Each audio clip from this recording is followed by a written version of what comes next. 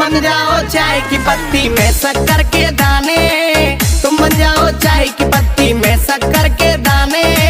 कोई तो मिलाए हम चाय के बहाने, कोई तो मिलाए हम पीने के बहाने, कोई तो मिलाए हम पीने के बहाने। ओ तुम बन जाओ चाय की पत्ती में शक्कर के दाने, तुम बन जाओ चाय की पत्ती में शक्कर के दाने।